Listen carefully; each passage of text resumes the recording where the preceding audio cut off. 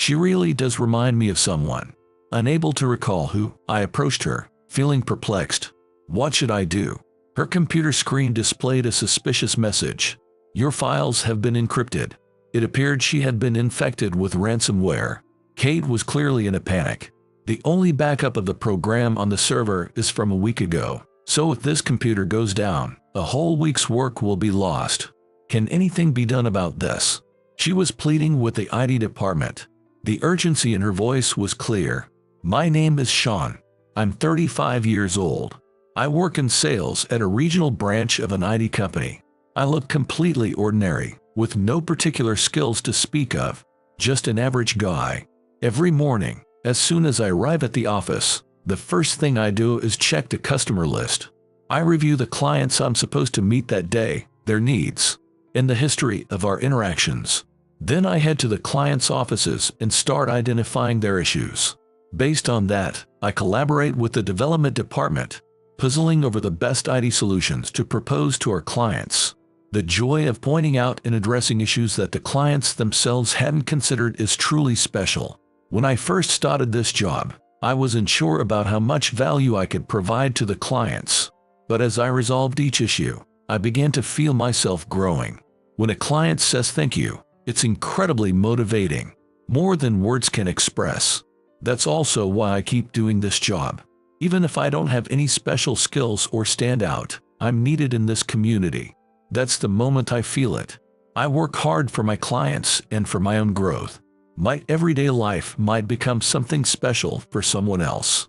With that thought, I continue to build trust again today. One morning, as usual, I was headed to the office. But this day was different because there was talk of a new employee joining the development department. The atmosphere in the office felt somewhat different. The new employee's name is Kate. She is a 28-year-old woman who has joined the development department as an IT engineer.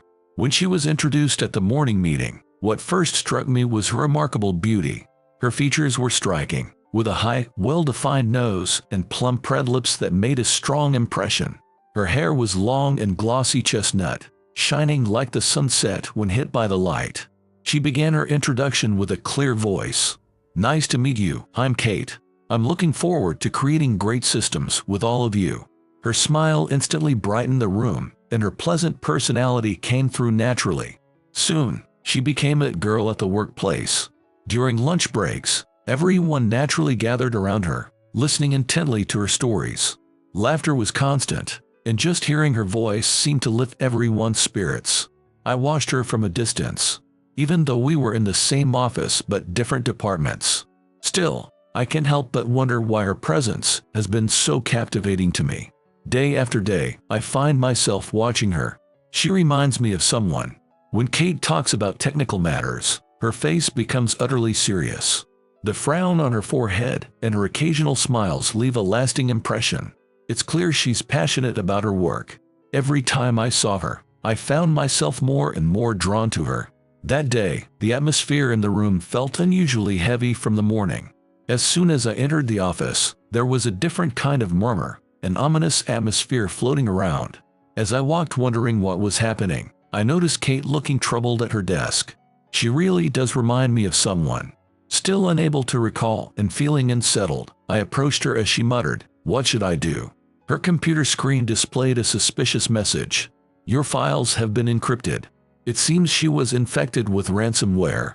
Ransomware is a type of computer virus that locks up important data on your computer and demands a ransom, threatening not to show the data unless the money is paid.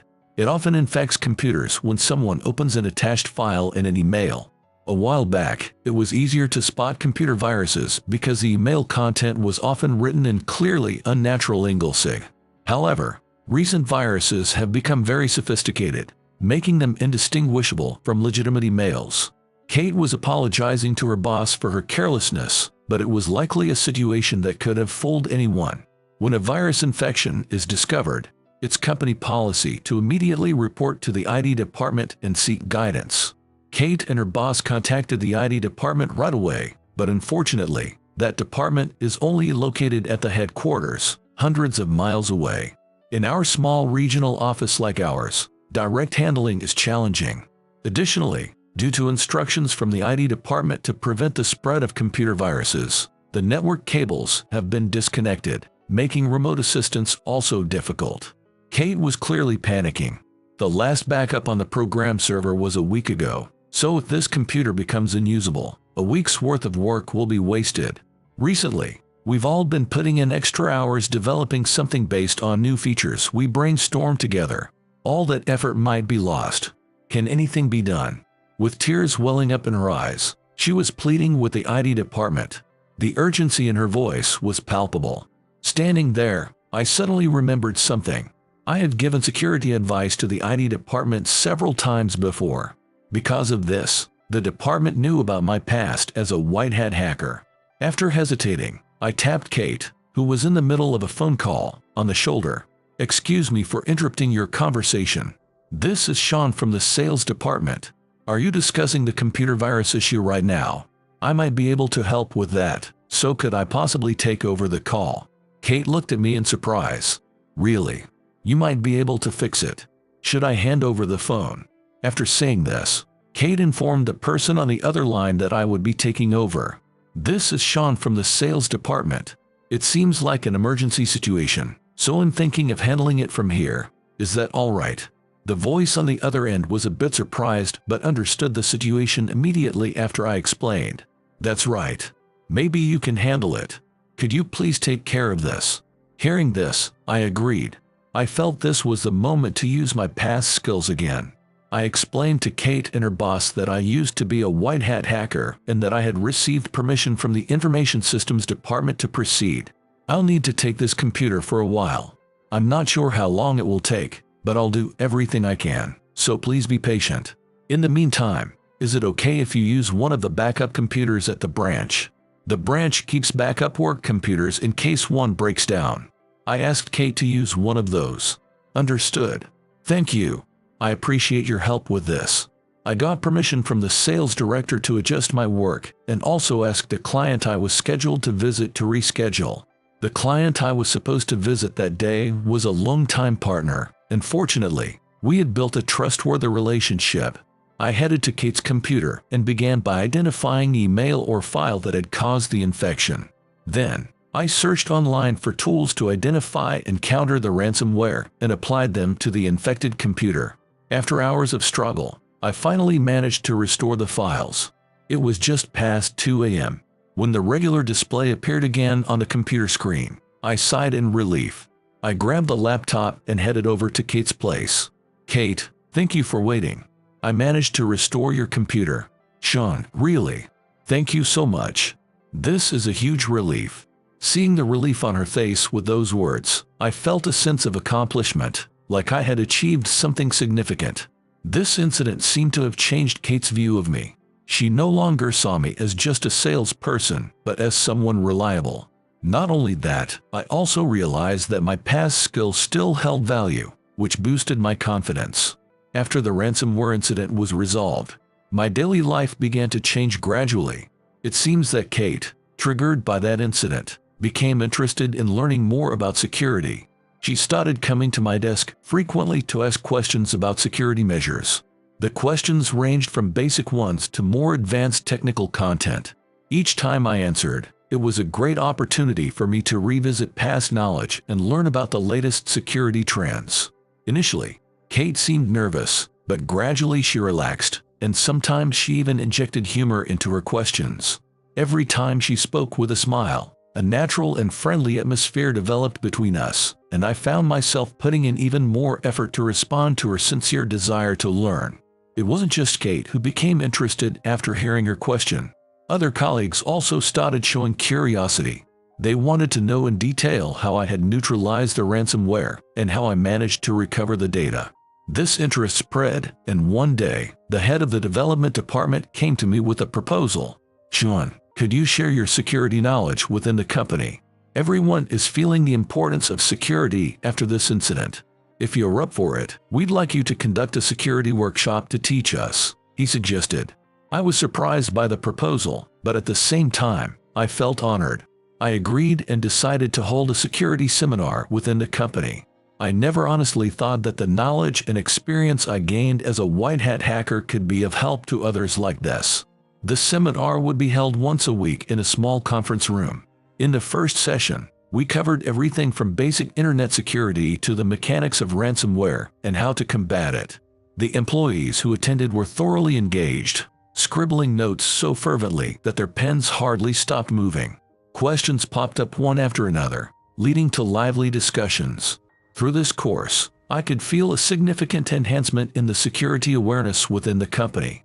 Each employee had begun to prioritize security awareness, and a culture of sharing knowledge with one another was taking root. Kate was also actively participating in the courses, and her technical understanding had significantly improved. One day after a session, she expressed her gratitude. "Thanks to you, I've really learned a lot. This course has helped me understand who knows what, and I feel like it has broadened our community within the company." Every time I heard this, I was reminded just how much I love this job, or rather, this role. And I could feel myself naturally getting closer to Kate. One day, a big project I was in charge of, the contract development of a new web system for a client, was confirmed. This meant more than just a job, because this system had the potential to dramatically improve the customer's business operations. Moreover, our branch has almost no experience in developing web systems. If we can make this project a success, it will be a big step forward for the company and for myself. Since development started, Kate and the development team members realized they could use the knowledge they gained from the security course I had previously conducted. They are making the system more robust by incorporating the security measures they were taught. Seeing how the topics we covered in the study session were actually useful in the project, I really felt the value of what we learned. I thought sharing knowledge was truly worthwhile. And then, the day of the security test arrived, the final stage before delivery. This test is the big showdown for the project. The system was put to the test to see if it could meet our client's stringent security standards. The test lasted several hours, and my team and I held our breath as we waited for the results. The results were perfect. Our system passed the security test on the first try, and we received surprise compliments from the client saying, "You are the first company to pass on the first attempt." Furthermore, the client was so impressed with this success that they promised to continue placing orders with us. At this moment, I felt that our efforts were recognized, and it became a great boost of confidence for the whole team. The branch manager, the development leader, and Kate also expressed their gratitude to me after the success. Kate said, "Thanks to you, we learned the importance of security, and it led to such significant results." When I heard those words, I realized that I was not just doing my job, but making a valuable contribution to the team and the company. This project became a turning point not only for my career but also for the company, and for Kate and the other development team members. As we learn and grow together, we continue to strive for greater success. This journey was about more than just working. It was about building deep bonds and trust. It was one morning. As soon as I arrived at the office, Kate approached me with more brightness than usual, seemingly excited about something. Her face looked like she had something eager to share, and her eyes were sparkling. "Sean, can I talk to you for a second? Something incredible just happened." Wondering what it was all about, I quickly took her to the corner of the conference room. Kate began to speak. "I went back to my parents' house over the last long weekend. I told my dad about how you had dealt with a ransomware attack at work. My dad works in IT security, and he was really interested and listened intently." Interrupting Kate, I asked, "Oh, what did your dad think then?" "When I mentioned your name, my dad said he might know him." Excitement and surprise were mixed in Kate's voice. "So, when I showed my dad the photo of you on the branch's website, he said he used to be your mentor back when he was active as a white hat hacker." At that moment, my heart skipped a beat. What? Could your dad be Kevin? Her father was the very person I had once admired and learned so much from. For years, we had no connection, but I never thought she was Kevin's daughter.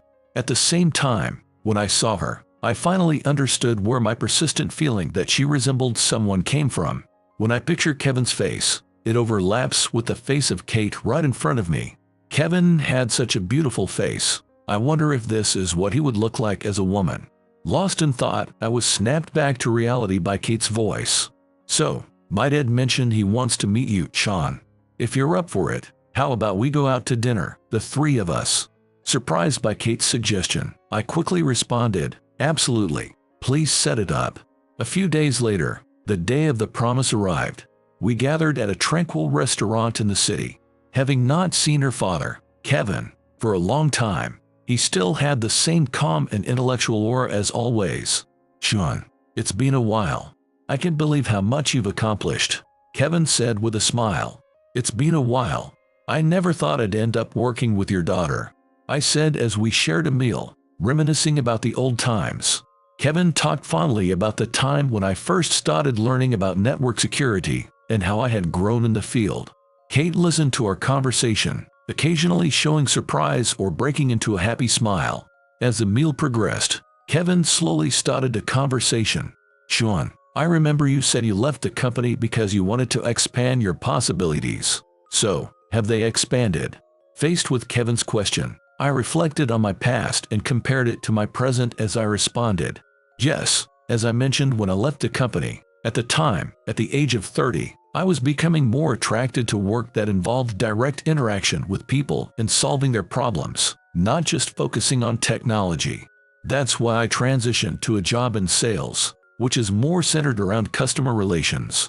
Now, I feel that I have become somewhat capable of facing customers directly, understanding their issues, and proposing solutions. However, I haven't yet achieved significant results that I felt warranted contacting you, Kevin. I was planning to reach out once I had achieved results significant enough to be featured in local newspapers or magazines. Recently, a project that I handled with Kate and another colleague was just modestly featured in a newspaper. At my words, Kevin nodded with a kind smile. That's right. I've always appreciated your enthusiasm and passion. You said you would contact me when you became confident in your new path, and hearing you speak with confidence today, I truly feel glad I sent you off. Kate was also listening to the conversation, occasionally showing signs of being moved. She was moved as she said, I didn't know Dad was so proud of Sean. However, during the meal, Kevin's phone rang. After hanging up, Kevin said, sorry, I've got something urgent to take care of. I'll have to leave first. You two enjoy the rest of your meal. And then he got up from his seat. After Kevin left, Kate and I found ourselves alone, and we had the chance to have a deeper conversation. In a quiet corner booth of the restaurant, Kate and I continued our talk over coffee. The soft jazz music in the background provided a comforting ambience. Her eyes were intensely serious, conveying a strong desire to communicate something. She paused for a moment before beginning to explain why she had changed jobs to join this company. At the large corporation where I previously worked, I was doing technical work, but I felt like my skills weren't being fully utilized. Her expression quickly turned serious, and her eyes reflected a frustration she once felt. I wanted to do more hands-on work that directly impacts projects, not just writing programs, but actually feeling how those solutions are helping customers. I noticed this company because it's well regarded in the area. The fact that they provide customized IT solutions, which receive high customer ratings, made me want to work in such an environment. Kate took a moment, picked up her coffee cup with a slight smile, and said, I was reassured that my choice was not wrong after seeing the development project you brought the other day. Watching you earnestly engage with clients and strive to solve their problems has inspired me to learn more and grow further. As I listened to her words, I understood why Kate had chosen to start new at our company and how seriously she was taking her career. Her passion and her attitude towards new challenges inspired me as well. Her decision to work here wasn't just a matter of chance. It was a deliberate choice for growth and change she sought for herself. Yeah, I've got to keep growing so I don't fall behind you, I said. No matter what challenges come our way, I hope we can continue to support each other. She smiled brightly and replied cheerfully, yes, please do. After leaving the restaurant, Kate and I, not yet wanting to head home, made our way to a nearby park. The autumn night breeze was pleasant, and the trees rustled quietly, as if they were listening to our conversation. Under the light of the street lamps illuminating the road, we continued to walk, feeling a bit tense, as Kate shared her ambitions, dreams, and the anxieties she had been feeling. I felt like I could understand her even more deeply than before. In the same vein, I also opened up about my experiences, my past, and my hopes for the future. It felt as if the words I had kept locked away for so long were flowing out naturally. I hadn't realized how pleasant it could be to speak like this. Sitting on the bench in the park, facing each other, our eyes were intense, filled with emotions that words couldn't express. Kate said, "Sean, I'm really happy we got to talk so much today. I've been wanting to get to know you more." Those words struck a chord deep within me. Kate, I feel the same way. Today, being able to talk so much and feeling like I've come to understand you more deeply. I hope we can continue to share various conversations in the future, I replied, and she responded with a warm smile. That night, as we looked up at the beautifully shining stars together, I felt that something was beginning to change. By opening our hearts to each other and empathizing, something more than just colleagues was starting to blossom. By the time the day had turned into night, we were naturally holding hands. The seemingly ordinary days so far began to take on meaning in this moment. Falling in love felt so comfortable and natural, and I deeply realized that on that night. From now on, no matter what difficulties lie ahead, I felt like I could overcome them as long as I was with Kate. Kate and I had been dating for a few months. That night in the park, the time we spent together became the moment that determined our future. Since then, we've had several dates, decided to start living together, and eventually got married. It was like a natural flow for the two of us. The wedding was small but heartwarming. Close friends and family gathered to celebrate our new start. Especially, Kevin's speech, Kate's father, was moving. It conveyed how much Kevin trusts me. Kevin didn't just recognize me as his son-in-law, but also as his former student, and he expressed his willingness to learn and grow together in life from now on. During the speech, Kevin started telling memories with me, shedding tears unintentionally, and was teased by the bride's side attendees, saying, "Hey, you're turning into the groom's side commentator. Why are you the one crying the most?" But for me, it became a special wedding. In our happy life together, we came to appreciate the value of spending each day side by side even more. In the morning, we wake up and have coffee together before heading to work. After work, we prepare dinner together and sometimes go on short trips over the weekend. It's not a fancy lifestyle, but every day we cherish the happiness of being together. At dusk, as the sky began to turn crimson, I was sharing a drink with someone. My companion was Kevin, Kate's father, who had now become my father-in-law. We were in Kate's parents' home garden. We settled down at a wooden table at the edge of the garden, poured ourselves a glass of wine, and talked about the old days. Kevin began to speak in a relaxed voice. "Sean, remember when we worked on that big project together when you were still young?" Kevin had a happy smile on his face that reminded me of the old days. Indeed, I remember that project very well. It was a major turning point in my career as a white hat hacker. Yes, of course, because what I learned in that project has shaped who I am today. I appreciated him deeply in gratitude as I answered. Kevin saw this and nodded happily and poured me another drink. "Sean, I know you have many challenges ahead of you, but I want you to believe in yourself each time you take a step forward. I know you can do it." I was truly encouraged by his words. That night we shared many drinks under a twinkling starry sky, and over snacks prepared by my mother-in-law and Kate. We talked about the past, present, and future that encompassed everything. As night fell and the wind began to feel a bit chilly, Kate approached with a laugh. "You're both drunk again. You'll catch a cold if you don't stop," she teased, lovingly draping the blanket over us. At that moment, our laughter echoed through the night sky. This small act served as a reminder of the warm bond between us as a family, and I was so happy to be a part of this family.